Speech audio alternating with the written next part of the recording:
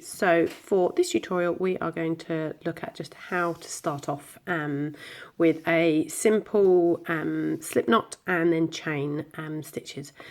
Great sort of learning base for kids. You can make chains into pretty much anything, like little bracelets, headwear, belts. Some kids that I was teaching the other week made a huge chain and then connected it to her camera case, so it was like a strap. But there's loads of stuff you can do with it. Or like my little girl, Beatrice, you can just make a really long chain and then want it put into your hair and it to be falling around the floor. But it's just a really good kind of fine motor skill that will keep them entertained for a really long time. I'm using jersey yarn. It's great again to learn with because it unravels really easily. It's got great colourways, and yeah, it's super simple to like see your stitches. So yeah, and kids just love it. So, and it's all recycled. So ethically, it ticks that box. So we're working with a 10mm hook, a ball of the yarn, and let's get going. So technically, this is the tail of your yarn and this is your working yarn. Get the tail and put it over the top of your working yarn like this.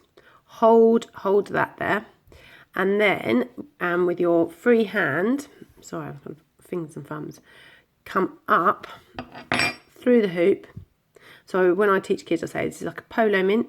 Put your finger through the polo mint and pick up the working yarn, keeping hold of this bit here, and pick it up and pull it through. Okay, so keeping hold of the loop that you've pulled through, and now the tail yarn, pull. Okay, that's going to create your slip knot. Pop your hook inside. You need to tighten this obviously, so with your tail and your working yarn you just pull, reduce that size, keep pulling until it's kind of nice and snug on your hook. Now to chain, really simple. All you've got to do is take it around the back of the hook, yarn over the top, and then pull it through. Okay, around the back, over the top, pull it through. It's going to create this sort of nice V shape there. So kids and actually adults will probably try and do that to start with. This is wrong. Do not do this. You want to go around the back, over the top, put it through. You might see that I'm turning the hook a little bit while I'm going. So when you start pulling it off, turn in the hook so it's facing downwards. Because obviously if you were trying to pull it off like that, it's just going to cause you problems. So turn it so it's to the base and pull it. You can also pull this is called your project, your work. You can pull this down to create more space here. So yarn over, pull off.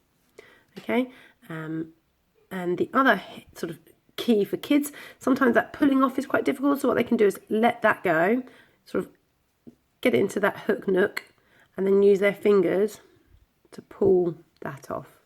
It's not going to create a really tight chain, but it's good while they're learning, right? Like this action takes a little while to practice, and they can just pull. So you go round back, over the top, pull it off, and get them to try and repeat that in their heads while they're learning.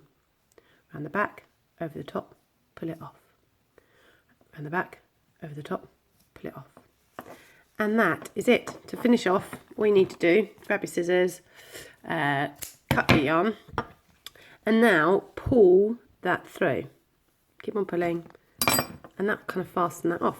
So then you can literally, if you wanted to tie those, you can tie them together